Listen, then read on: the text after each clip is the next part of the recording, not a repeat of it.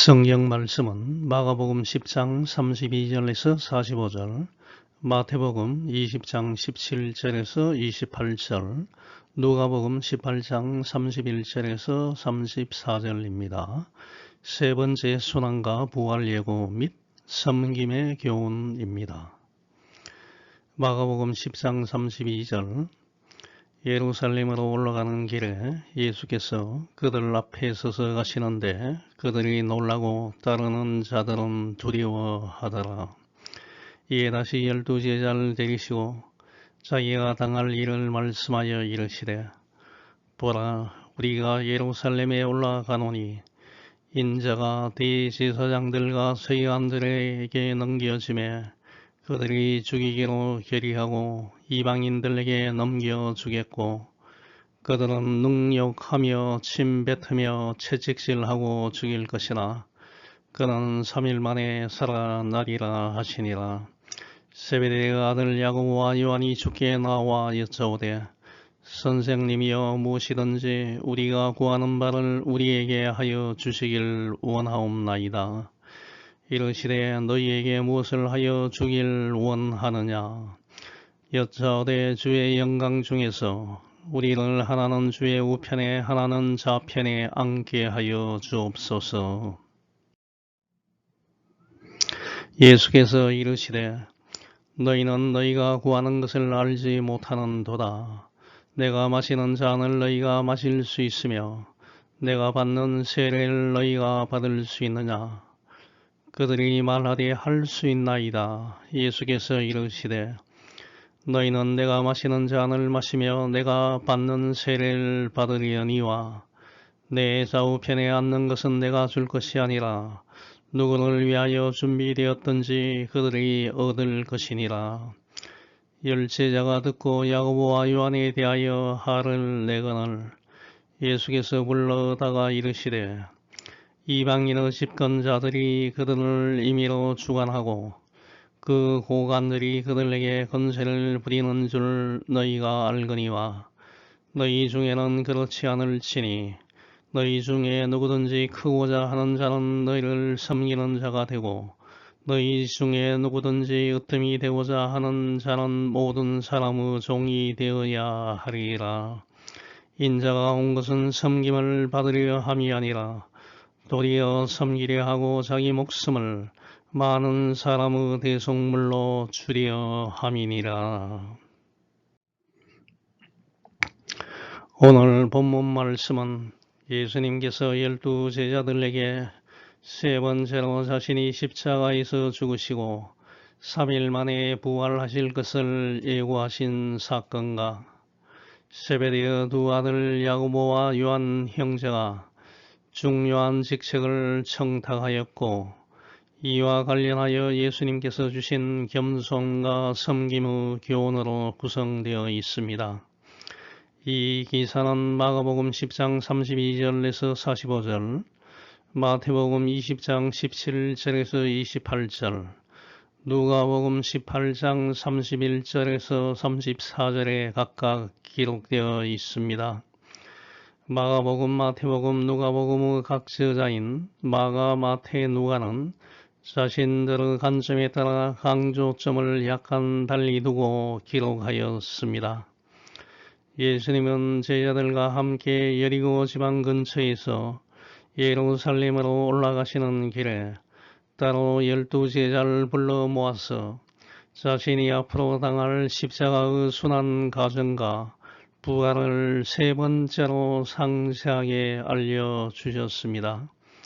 이러한 예수님의 십자가 순환과 부활 예고에도 불구하고 제자들은 예수님께서 이 땅에 오신 목적과 예수님 사역의 본질을 전혀 이해하지 못하였고, 세속적인 권력욕에 사로잡혀 있었던 세베대의 두 아들인 야고보와 요한과 그들의 어머니인 살로메는 예수님께서 예루살렘에 입성하셔서 당시 억압받고 있던 로마 제국의 통치를 물리치고 지상 왕국을 세울 때 야고보와 요한을 높은 자리에 앉게 해달라고 예수님께 청탁하였고, 이로 인하여 제자들 사이에 시기와 분노가 발생하였습니다.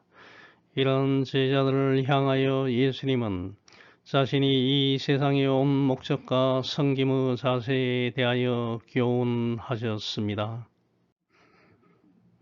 지금까지 이 세상에 살았고 살고 있는 사람들 중에서 자신이 어떤 과정을 거쳐서 죽게 될 것이라는 것을 죽기 전에 한 번도 아니고 3번씩이나 자세하게 알려준 사람이 있습니까? 이 사실을 통하여 예수님은 인간의 생사하복을 담당하시는 절대자 하나님이 되심을 알 수 있습니다. 사실 예수님은 예루살렘에 도착하기 전에 자신이 예루살렘에서 십자가 고난과 죽임을 당할 것을 총 3회에 걸쳐서 미리 말씀해 주셨고, 마태복음 25장을 보면 예수님은 예루살렘에 입성하셔서 천국은 마치 등을 가지고 신랑을 맞으러 나간 10처녀와 같고, 여행을 떠나면서 종들을 불러 자기 재산을 맡긴 사람과 같고, 모든 민족을 자신 앞에 모으고 마치 목자가 양과 염소를 갈라놓듯이 사람들을 갈라놓고 악한 사람들은 영원한 형벌을 받는 곳에, 의로운 사람들은 영원한 생명을 누리는 곳에 들어갈 것이라는 말씀을 모두 마치시고, 마태복음 26장 2절 보면 제자들에게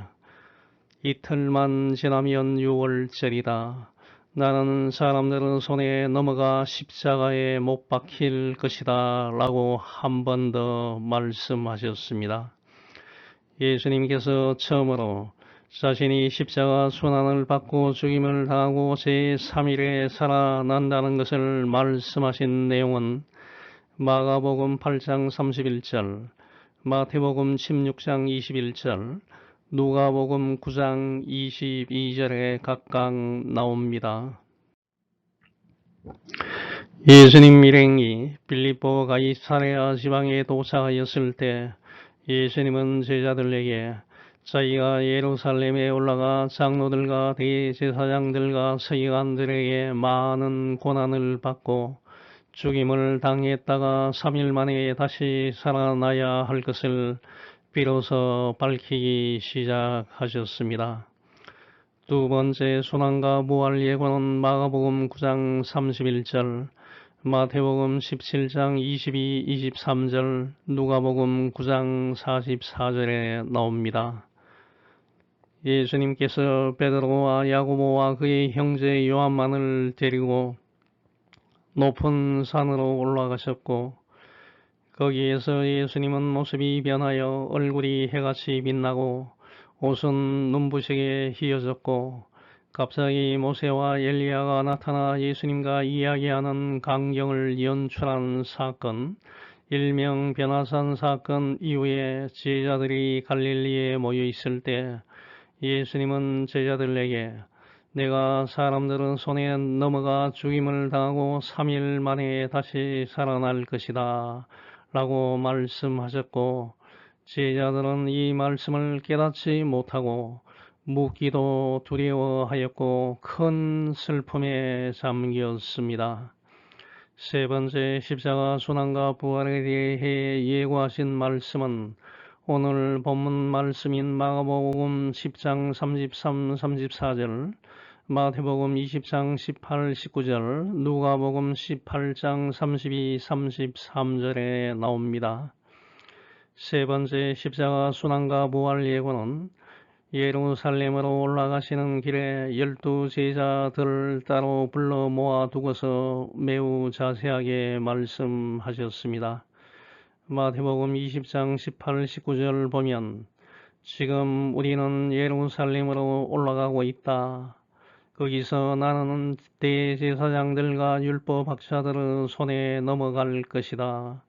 그들은 나에게 사형 선고를 내린 다음 나를 이방인들에게 넘겨 조롱하고 채찍질하고 십자가에 못 박게 할 것이다.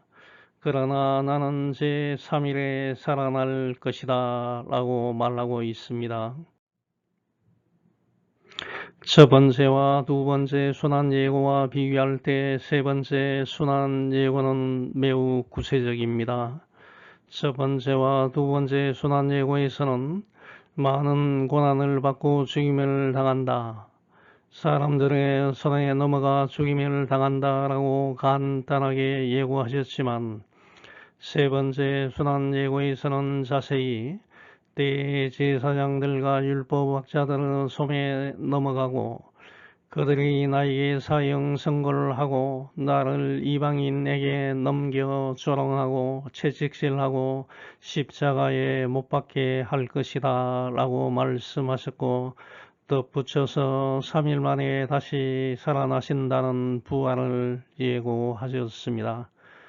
예수님께서 제자들에게 이렇게 자세하게 세 번째 순환과 부활을 예고를 하신 이유는 이제 임박해진 자신의 죽음에 대하여 제자들이 명확히 알고 신앙을 더욱 굳건하게 세우기 위함이었습니다.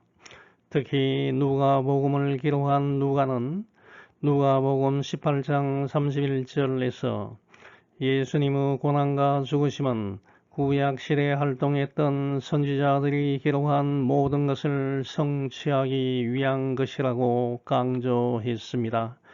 즉 예수님의 순환과 죽으심은 세상 권력자들의 힘에 의하여 불가피하게 이루어진 것이 아니고 천지를 창조하시고 주관하시는 하나님께서 선지자들을 통하여 기록한 구약 성경의 예언에 따라 죄로 인하여 죽을 수밖에 없는 인간을 구원하기 위한 하나님의 계획 가운데 이루어진 것이라고 말하고 있습니다. 구약 성경 시편 22장과 이사야 53장을 보면 구약 시대의 선지자들은 그리스도가 죄인들 위하여 고난과 죄를 사해 주시는 죽임을 당할 것이라고 예언하였음을 알 수 있습니다. 시편 22장 1절 말씀을 보면 나의 하나님 어찌하여 나를 버리셨나이까 어째서 나를 돕지 않으시고 내가 신음하는 소리에 귀를 기울이지 않습니까? 라고 말하고 있고 이사야 53장 2절에서 6절 보면 그는 연한 순처럼 마른 땅에서 나온 줄기처럼 주 앞에서 자랐으니 그에게는 풍채나 위엄이 없고 우리의 시선을 끌만한 매력이나 아름다움도 없다. 그는 사람들에게 멸시와 천대를 받고 슬픔과 고통을 당하는 사람이 되었으니 사람들이 그를 외면하고 우리도 그를 귀하게 여기지 않았다. 그는 우리의 질병을 지고 우리를 대신하여 슬픔을 당하였으나 우리는 그가 하나님의 형벌을 받아 고난을 당하는 것으로 생각하였다.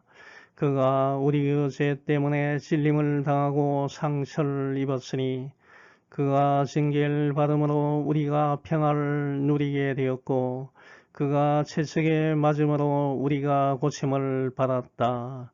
우리는 다 길 잃은 양처럼 제각기 잘못된 길로 갔으나 여호와께서 우리 모든 사람의 죄를 그에게 담당시키셨다라고 말하고 있습니다.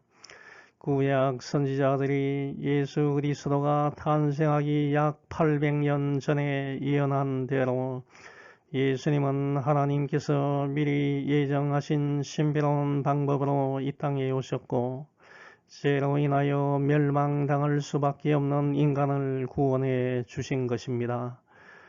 이를 통하여 예수님은 나의 구세주이심을 믿으시기 바랍니다. 예수님의 제자 야고보와 요한과 같이 높은 자리에 올라가기 위한 청탁은 그동안 우리 사이에서 비일비재하게 일어나고 있었는데 그나마 몇 년 전에는 이런 청탁에 의한 채용을 인정한 은행이 부정 입사자를 퇴직시키고 피해자를 구제하기 위하여 특별 채용한다는 소식과 채용비리 인사 담당자들이 2심에서 실형을 선고받았다는 뉴스가 있었습니다. 정해진 선발 기준에 의하여 공정하게 인재를 선발해야 하는데 이를 무시하고 자격이 되지 않는 사람을 인맥과 학맥을 이용하여 자기들 멋대로 선발하는 것은 이 사회의 질서를 파괴하는 명백히 잘못된 행위입니다. 이러함에도 불구하고 청년들 중에는 자신의 실력을 향상시키기 위한 노력을 하지 않고 그저 높은 사람들에게 눈도장을 찍기 위한 수단과 방법을 다 한다면 이것은 자신을 패망의 길로 몰고 가는 것과 마찬가지입니다. 요즘 일부 사람들은 어떤 일을 하다가 자신의 뜻대로 잘 되지 않으면 하루아침에 삶의 의미가 없다고 느끼고 자살을 선택하곤 합니다. 과연 사람이 자신의 생명의 주체가 되어서 자신의 삶을 스스로 마감하는 것이 바람직한 것입니까? 이 세상에 태어난 모든 사람은 하나님으로부터 부여받은 목적이 있습니다. 그렇기 때문에 목적이 있는 삶을 살아가야 합니다.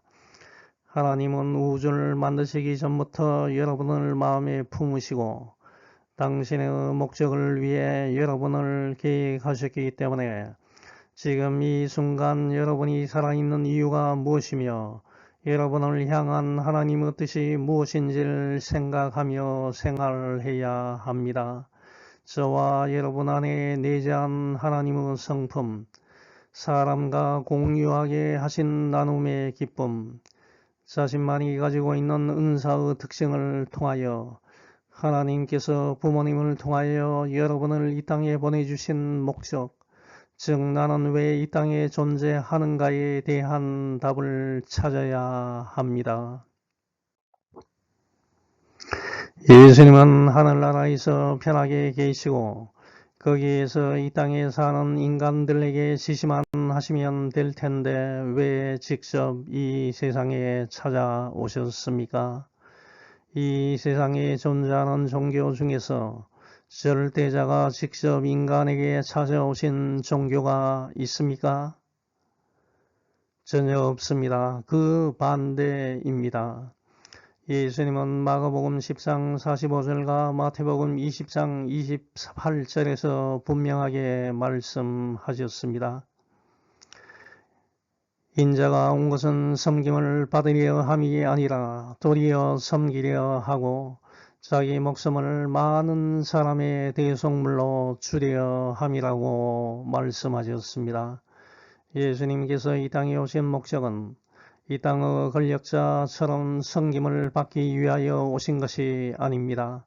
섬기기 위하여 오셨고 심지어 자기 목숨을 대속물로 주기 위하여 오셨다는 것입니다. 즉 예수님은 죄로 인하여 죽을 수밖에 없는 인간들을 죄의 속박에서 벗어나게 하고 참 자유를 주기 위하여 이 세상에 오신 것입니다.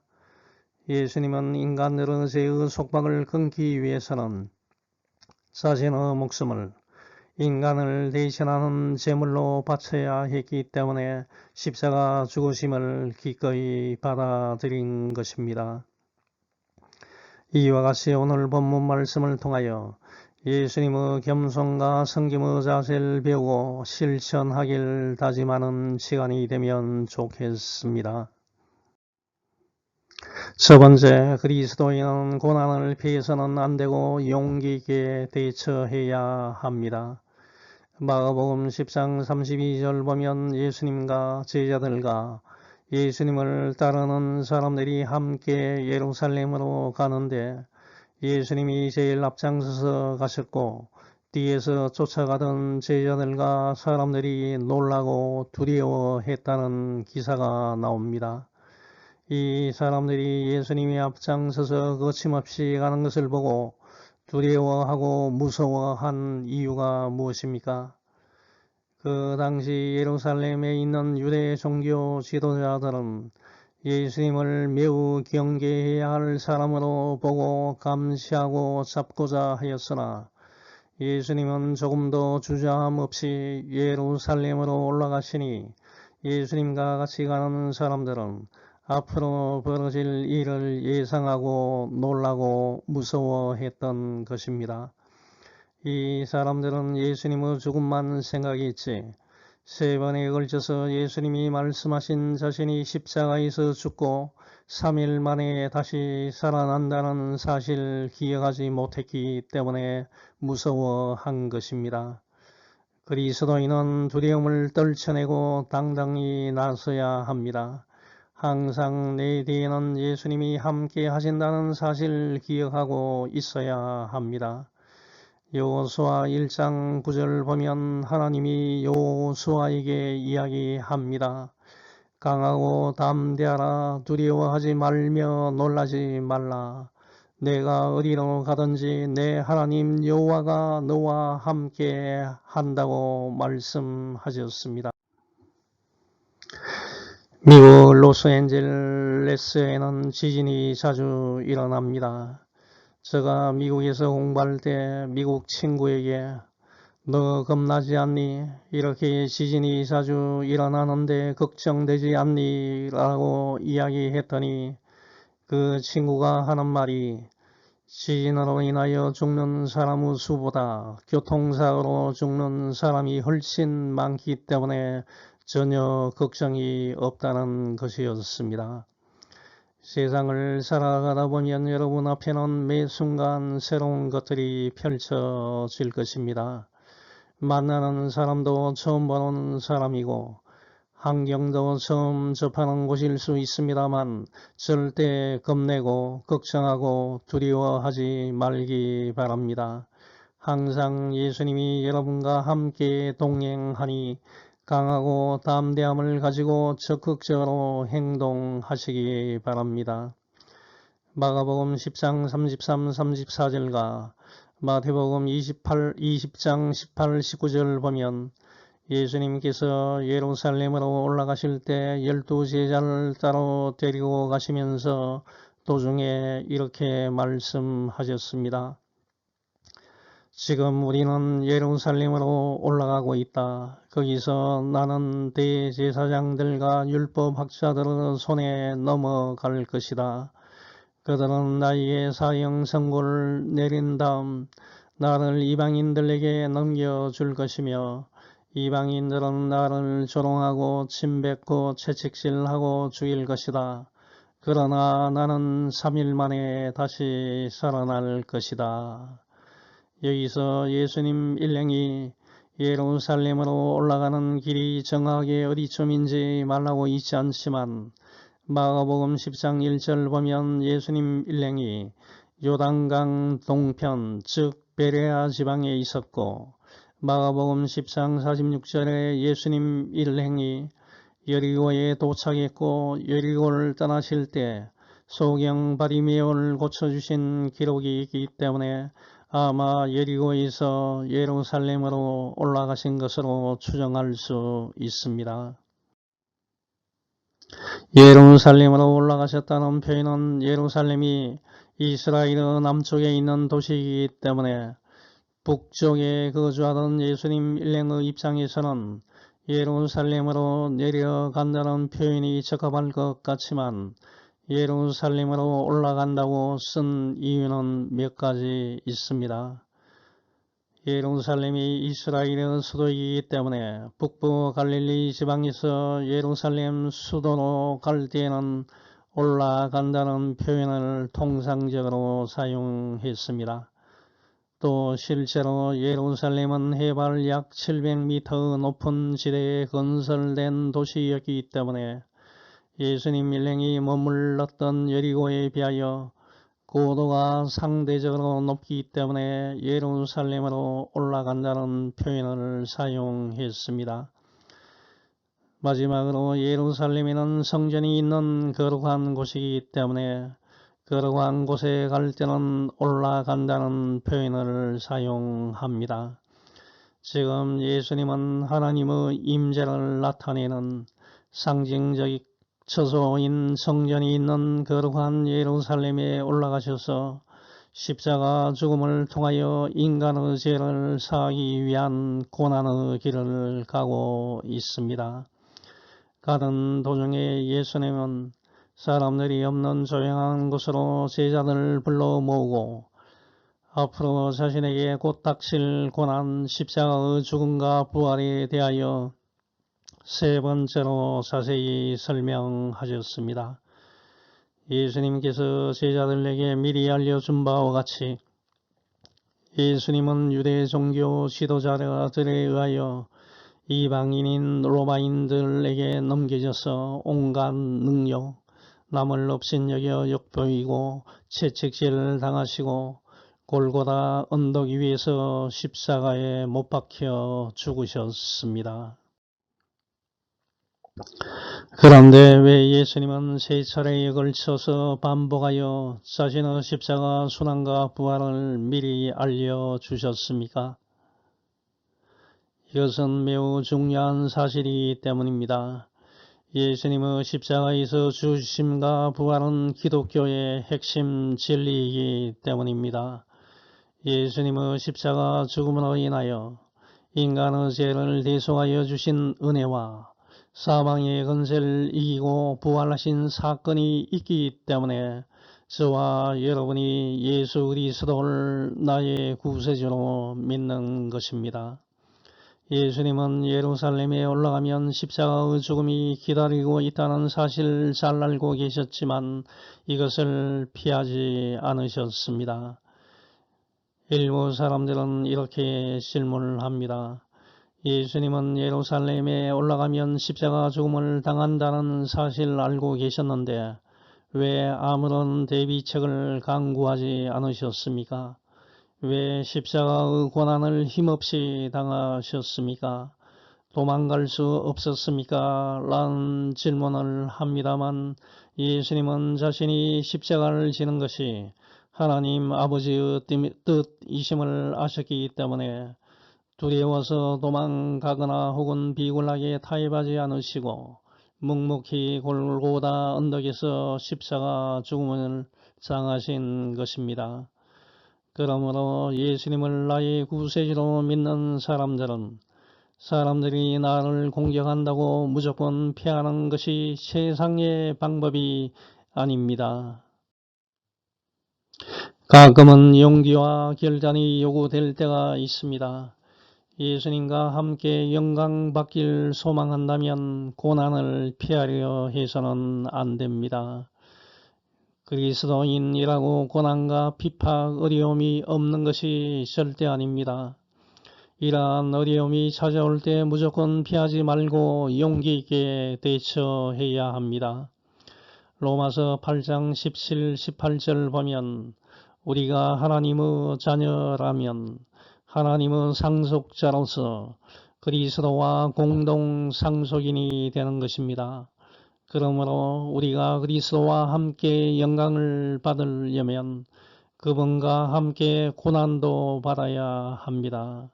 지금 우리가 받는 고난은 앞으로 우리에게 나타날 영광과 전혀 비교가 되지 않는다고 생각합니다를 기억하면서 생활하시기 바랍니다. 두 번째, 그리스도인은 섬김의 정신으로 살아야 합니다. 마가복음 10장 35절에서 40절 보면 세베대의 두 아들 야고보와 요한이 예수님께 나와서 선생님이여 무엇이든지 우리가 구하는 바를 우리에게 하여 주시길 원합니다.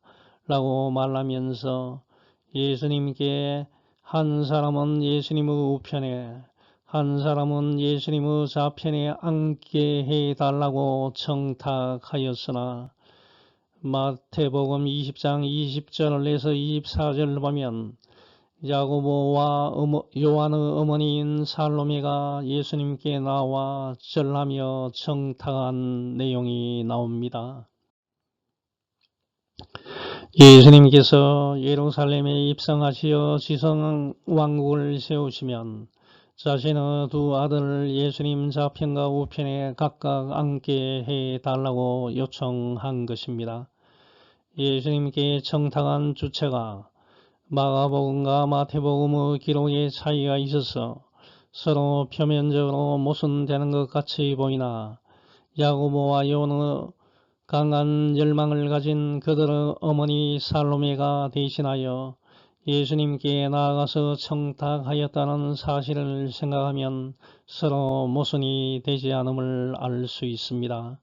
즉 살로메의 청탁에는 야고보와 요한의 의중이 충분히 반영되었고 살로메가 직접 나서서 예수님께 청탁할 수 있었던 이유는 살로메가 예수님의 모친 마리아와 친자매인 이모이었기 때문입니다.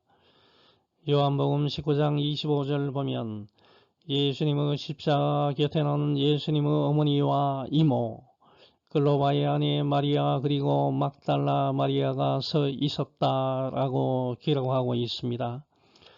한편 마가복음 15장 40절 보면 여자들도 멀리서 바라보고 있었다. 그들 가운데는 막달라 마리아, 작은 야고보와 요새의 어머니 마리아, 그리고 살로메가 있었다라고 기록하고 있고 마태복음 27장 56절 보면 그들 가운데는 막달라 마리아, 야고보와 요셉의 어머니 마리아, 세베대의 아내가 있었다라고 기록하고 있어서 예수님의 모친 마리아와 살로메는 자매인 것으로 추측할 수 있습니다. 예수님의 육신의 이모인 살로메가 예수님께 청탁을 한 것은 두 아들의 세속적인 욕망과 살로메 자신의 이기적인 목적에서 발생한 것입니다. 이것은 인맥을 이용하여 자신의 두 아들로 하여금 높은 권력을 잡게 하려는 인간적인 욕망입니다. 하지만 저와 여러분은 예수님이 원하시는 것을 강구해야 합니다. 마태복음 6장 33절 보면 예수님은 먼저 하나님의 나라와 하나님의 의를 구하라고 말씀하셨습니다. 내 자신의 탐심을 강구하는 기도는 응답되지 않습니다. 만일 예수님께서 한 가지 소원을 응답하겠다고 하신다면 과연 여러분은 어떤 것을 예수님께 요청하겠습니까? 많은 돈을 요구하겠습니까? 튼튼한 건강입니까? 권력을 얻는 것입니까? 하지만 진정한 그리스도인은 영원한 생명, 즉 영생을 강구해야 합니다. 모든 사람은 다 죽게 되어 있습니다. 그 다음에 반드시 심판이 있습니다. 죽은 다음 내세가 있습니다. 거기에 소망을 두어야 합니다. 영생을 사모하는 마음을 항상 가지고 있어야 합니다. 시편 119장 174절 보면 여호와여 내가 주의 구원을 사모하였사오며 주의 율법을 즐거워하나이다 라고 말하고 있습니다. 저와 여러분은 내가 가진 직업을 통하여 어떻게 하면 영원한 삶을 사모하고 갖게 되고 주변에 소개할 수 있을까를 늘 생각하는 여러분이 되시기 바랍니다. 야고보와 요한의 어머니 살로메가 예수님께 청탁할 때는 어떤 시점이었습니까? 예수님은 3번이나 반복하여 자신의 십자가 순환을 예고하셨고 그 예고하신 대로 십자가에서 죽으시기 위하여 예루살렘으로 올라가는 길인데 예수님의 특별한 사랑을 받았던 두 제자 야고보와 요한과 그들의 어머니 살로메는 세상의 높은 자리를 얻기 위하여 어처구니 없는 청탁을 하고 있었던 것입니다. 지난 3년 동안 예수님과 동고동락하면서 예수님께서 병든 사람들을 밤늦은 시간까지 고쳐주시고 세상에 따돌림받아 쓸쓸하게 지내는 창기와 세몬을 찾아가시고 죽은 사람을 살리는 놀라운 기적을 베푼 현장에 같이 있으면서 많은 기적을 목격하고 교육을 받았음에도 불구하고 또한 예수님께서 완성하시고자 하는 나라는 이 땅에서 왕국이 아니고 하늘나라임을 알만도 한데 과거와 조금도 다르지 않고 이 땅에서 권력을 추구하는 정탁을 하고 있으니 얼마나 한심스럽습니까? 이것은 영적 무지에서 나온 정탁입니다. 마태복음 20장 22절 보면 살로메의 청탁을 받은 예수님은 2인칭 복수형으로 전환하여 너희는 너희가 구하는 것을 알지 못하는 도다. 내가 마시려는 잔을 너희가 마실 수 있느냐라고 질문하셨습니다.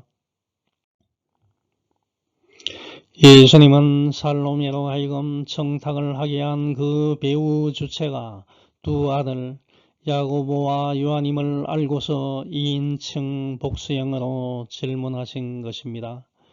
마가복음 10장 38절 보면 예수님은 내가 마시는 잔을 너희가 마실 수 있으며 내가 받는 세례를 너희가 받을 수 있느냐라고 세례를 추가하여 질문하셨습니다. 여기에 나오는 잔이나 세례는 모두 예수님의 고난과 죽음을 상징하는 단어들입니다.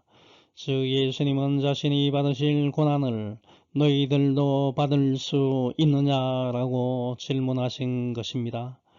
오늘도 예수님은 저와 여러분에게 똑같은 질문을 하고 계십니다. 만일 여러분이 진정한 그리스도인이라면 기꺼이 고난에 참여할 수 있어야 합니다. 예수님과 함께 고난받길 두려워해서는 안 됩니다. 예수님의 제자가 되기 위해서는 고난의 과정을 거쳐야 합니다. 마태복음 16장 24절 보면 예수님은 제자들에게 누구든지 나를 따라오려거든 자기를 부인하고 자기를 버리고 자기 십자가를 지고 나를 따를 것이라고 말씀하셨습니다. 저와 여러분이 기억해야 할 것은 예수님의 십자가 순환 이후에 부활의 영광이 있듯이 고난 뒤에는 하나님께서 약속하신 영광과 축복이 있다는 것입니다. 디모데후서 3장 12절 보면 무릇 그리스도 예수 안에서 경건하게 살고자 하는 자는 박해를 받는다고 말하고 있습니다. 사도행전 14장 22절 보면 우리가 하나님 나라에 들어가려면 많은 환난을 겪어야 할 것이라는 사도 바울의 말을 명심해야 합니다. 나의 마시려는 잔을 너희가 마실 수 있느냐? 내가 받는 세례를 너희가 받을 수 있느냐라는 예수님의 질문에 야고보와 요한 살로메는 예수님이 마시려는 잔과 세례는 십자가 고난을 의미하는데 이것을 축복과 영광의 잔으로 이해하고 지체하지 않고 마실 수 있다고 대답하였습니다. 이에 예수님은 먼 훗날에 그들이 자신의 잔을 마실 것이라고 인정하면서 누가 예수님의 좌편과 우편에 앉는 영광을 얻을지는 오직 하나님의 고유한 주권이라고 말씀하셨습니다. 예수님의 예언대로 야고보는 제자들 중에서 가장 먼저 순결당했습니다.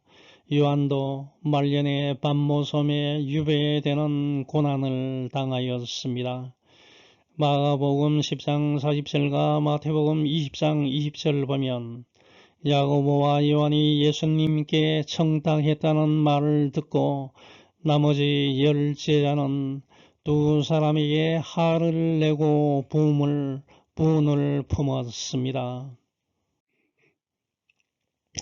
아마 평소에는 서로 한 형제라고 부르면서 친근한 사이였을 텐데 자신들의 이익과 관련된 문제가 발생하자 이제는 본심을 드러내고 태도가 확 달라져서 몹시 노하고 흥분하였던 것입니다. 이제 곧 예수님께서 예루살렘에 입성하시면 기적을 베푸시어 당시 이스라엘을 지배하고 있던 로마 군대와 잔인한 헤롯 왕을 몰아내고 정권을 잡을 것인데, 이때 내가 더 높은 자리를 차지해야 된다고 제자들은 서로 신경전을 펼치고 있었는데, 야고보와 요한의 청탁이 마른 장작에 불씨를 던진 꼴이 된 것입니다. 예수님을 정치적 메시아로 오해한 제자들이 서로 높은 자리를 차지하려고 이권 다툼을 벌이는 안타까운 모습을 보시고, 예수님은 제자들을 불러 모으고 제자들 사이에는 세상적인 위계 질서에 의한 강요와 지배가 있어서는 안 된다고 말씀하시면서, 누구든지 크고자 하는 자는 너희를 섬기는 자가 되고 너희 중에 누구든지 으뜸이 되고자 하는 자는 모든 사람의 종이 되어야 한다라고는 역설적인 진리를 가르쳤습니다. 여러분, 세상 질서는 어떻습니까? 마가복음 10장 42절과 마태복음 20장 25절 보면 세상의 통치자들은 백성을 권력으로 지배하고 고관들은 세돈을 부린다고 말하고 있습니다. 흔히 통치자들은 권력과 권위로 피지배자를 굴복시키고 자신들의 인간적 욕망을 충족시키기 위하여 권력을 마구 남용합니다만, 예수님의 제자들은 그렇게 해서는 안 된다는 것입니다. 현재 여러분이 살고 있는 이 사회는 가난하고 힘없는 사람들이 대접받는 사회가 아닙니다. 권력과 부를 가진 사람이 주관하는 사회입니다. 그러다 보니 교회 안에도 세상 가치관에 익숙해져서 다른 사람들 위해 군림하길 좋아하고 직분이나 은사를 마치 신분의 차별로 생각하는 경향이 있는데, 이러한 잘못된 것은 발본색원해야 합니다. 고린도후서 5장 17절, 누구든지 그리스도 안에 있으면 새로운 존재입니다. 옛 사람은 없어지고 새 사람이 된 것입니다 라고 말하고 있기 때문에, 진정한 그리스도인은 세상적인 가치관에서 벗어나야 합니다. 저와 여러분이 따라야 할 가치관은 성경이 가르치는 하나님 나라의 가치관, 즉 섬김의 가치관입니다. 일반적으로 사람은 남을 섬기기보다는 타인으로부터 섬김을 받기를 좋아합니다. 다른 사람에게 맛있는 갈비탕을 사주기보다는 사주는 것을 먹길 더 좋아합니다. 남을 섬기는 것은 쉽지 않습니다만 예수님이 가르쳐 주신 말씀이기에 실천하고자 노력해야 합니다. 초대교회에서 시작하여 지금도 교회 직분 중에 집사, 디컨이라는 호칭이 있는데, 이 집사라는 단어는 섬기는 자를 의미하는데, 심부름을 간다 라는 뜻이 있는 헬라어 디아코에서 파생되어 하인, 사환, 종이란 의미를 가지고 있습니다. 교회의 모든 직분은 섬기는 직분입니다. 어떤 사람은 목사로, 어떤 사람은 장로로, 권사로, 집사로 섬긴다는 것입니다. 사도행전 6장 2절과 3절을 보면 예루살렘 교회가 신망이 있고 성령과 지혜가 충만한 7명의 집사를 세워서 음식 베푸는 섬김의 직무를 전담시킨 것을 볼 수 있습니다. 12사도가 모든 제자들을 불러 이르되, 우리가 하나님의 말씀을 제쳐놓고 접대를 일 삼는 것이 마땅하지 아니하니 형제들아 너희 가운데서 성령과 지혜가 충만하여 칭찬받는 사람 7을 택하라. 우리가 이 일을 그들에게 맡기고 우리는 기도하는 일과 말씀 사이에 힘쓸 것이다 라고 말하고 있습니다. 섬김의 정신을 가지고 이 세상을 살아가는 사람이 많으면 분명 이 세상은 변화되고 살만한 곳이 될 것입니다. 이것을 실현하기 위하여 그리스도인들은 각자 자신이 일하는 분야에서 분발해야 합니다. 빌립보서 2장 3절에서 5절을 보면 무슨 일을 하든지 경쟁심이나 허영으로 하지 말고 겸손한 마음으로 하고 자기보다 서로 남을 낮게 여기십시오. 또한 여러분은 자기 일만 돌보지 말고 서로 다른 사람들의 일도 돌봐 주십시오. 여러분 안에 이 마음을 품으십시오. 그것은 곧 그리스도 예수 마음이기도 합니다. 라고 말하고 있습니다. 마태복음 20장 28절과 마가복음 10장 45절에서 예수님은 자신도 섬김을 받기 위해서가 아니라 오히려 낮아져서 섬기고 많은 사람들을 위해 자기 목숨까지도 대속물로 주기 위하여 이 땅에 오셨다고 말씀하고 있습니다. 인자가 온 것은 섬김을 받으려 함이 아니라 도리어 섬기려 하고 자기 목숨을 많은 사람의 대속물로 주려 함이니라 라고 말하고 있습니다. 저와 여러분은 남에게 대접을 받으려 하지 말고 남을 대접하는 사람이 되시기 바랍니다. 그럼 어떻게 하면 남을 잘 섬길 수 있겠습니까? 운동선수들을 보면 세계선수권 대회에서는 줄곧 1등을 하던 선수가 유독 올림픽에만 가면 예선 탈락하는 선수들이 있습니다. 그리해서 많은 사람들은 애간장을 태웁니다. 따라서 중요한 시합에서 자신의 실력을 최대한 잘 나타내는 훈련이 필요합니다. 저번에 올림픽을 대비하여 양궁 선수들이 연습하는 것을 TV에서 본 적이 있습니다.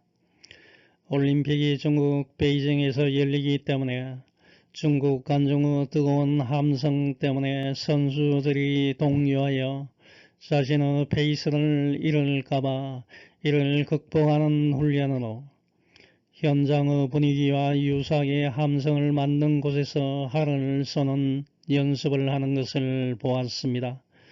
이와 같이 올림픽에서 우승하기 위하여 특별한 연습을 실전과 동일하게 실시합니다. 과연 섬김은 어떻습니까? 여러분이 섬김을 잘하기 위해서는 섬김이 평소에 몸에 배어 있어야 하고 잘 훈련되어 있어야 앞으로 섬겨야 할 장소와 시간에서 잘 할 수 있을 것입니다. 평소에 훈련을 하지 않고서는 실제 현장에서 할 수 없는 것입니다. 평소에 훈련과 연습을 많이 해야 합니다. 남을 섬기기 위해서는 남들보다 늦게 나타나서는 안 됩니다. 미리 준비하고 남을 맞이해야 합니다. 몸에 배는 습관을 가지시기 바랍니다. 사자성어에 수망치안이라는 단어가 있습니다. 여기서 수는 입술, 망은 이를, 치는 이빨, 하는 차갑다 라는 뜻입니다. 즉 입술이 없으면 이가 시릴 수밖에 없다는 것입니다. 서로 가까운 관계에 있는 한쪽이 망하면 다른 한쪽도 영향을 받아서 온전하기 어렵다는 것입니다. 서로 같이 도우면서 먼저 섬기면서 살아가는 신앙생활을 해야 합니다. 섬김을 잘 하려고 애를 쓰면 예수님의 마음을 잘 알게 되지 않겠습니까? 내가 이 땅에 온 것은 섬김을 받으려는 것이 아니요 여러분을 섬기려는 것입니다. 심지어 내 목숨을 바치면서 섬기겠다는 예수님의 섬김의 정신을 이어받는 저와 여러분이 되면 좋겠습니다. 이제 결론을 맺습니다. 예수님은 저와 여러분을 포함한 모든 인간을 구원하기 위하여 자신의 목숨을 대속물로 주시기 위하여 예루살렘으로 향하여 가셨는데 지난 3년간 예수님과 동고동락했던 제자들은 세상의 높은 권력을 차지할 생각으로 예루살렘으로 갔습니다. 지금 저와 여러분의 생각이 제자들이 가졌던 생각과 비슷합니까? 만일 이런 생각을 갖고 있다면 뉘우치고 세상적인 가치관보다는 하나님 나라의 가치관, 즉 섬김의 정신으로 이 세상을 살아가는 여러분이 되시길 축원합니다. 아멘. 하늘에 계신 하나님 아버지 감사합니다. 이제 6월 첫날을 맞이했습니다. 지금까지 지켜주신 하나님께서 앞으로도 지켜주시고 인도해 주시옵소서. 고난을 우리가 당할 때마다 우리가 피하지 않고 용기 있게 대처할 수 있는 힘을 주시옵소서. 항상 예수님을 닮아서 섬김의 정신으로 이 세상을 살아갈 수 있게 주님 인도해 주시옵소서. 모든 말씀 예수님 이름으로 기도합니다. 아멘.